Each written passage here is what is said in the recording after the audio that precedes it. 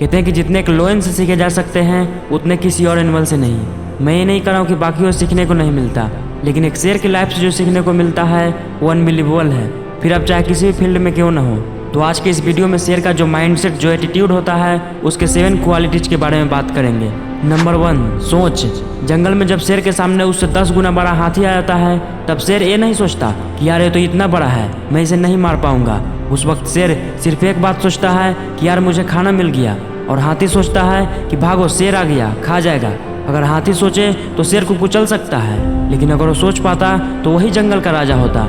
इसलिए आप अपने बारे में क्या सोचते हो ये बहुत मायने रखता है। ताकत, कैपेबिलिटी, स्मार्टनेस ये सब बाद में आता है। पहले कोई भी अपने सोच में जीतता है और फिर रियलिटी में। पर अगर सोच ही हारने की हो तो जीतने का सवाल ही नहीं आता। इसलिए यार अपनी सोच में खुद को किसी से कम मत समझो। Number 2, patience.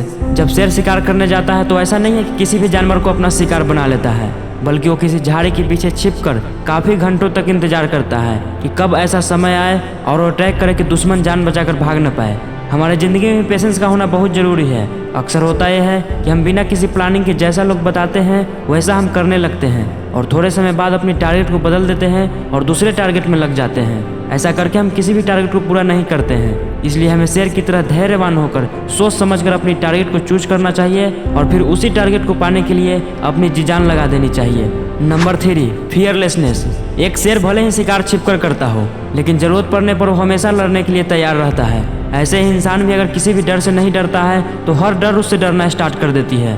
Number 4, focus on your goal. आपने शेर को देखा होगा कि वह किस प्रकार अपने शिकार को पकड़ने के लिए कितनी शिद्दत से शिकार पर अपना पूरा ध्यान केंद्रित करता है।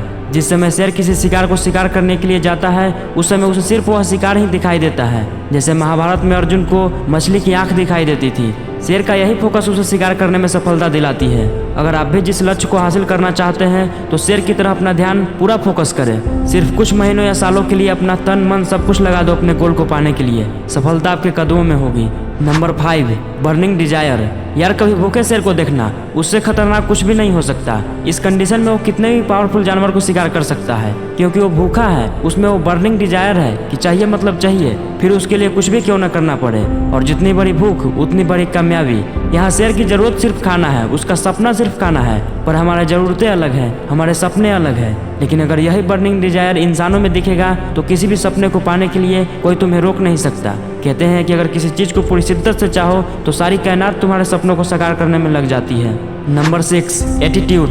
शेर ना तो बहुत स्मार्ट, ना ही सबसे ताकतवर, ना सबसे बड़ा और ना ही सबसे तेज भागने वाला होता है, लेकिन फिर भी वह जंगल का राजा होता है। क्यों? क्योंकि उसका एटीट्यूड ही ऐसा होता है। एक लोयन का एटीट्यूड ही उसको सब जानवरों से अलग बनाता है। जिंदगी में ठीक शेर की तरह आपको भी अपना एक अलग एटीट्यूड रखना चाहिए जो आपको आपके सफलता की ओर पहुंचाए।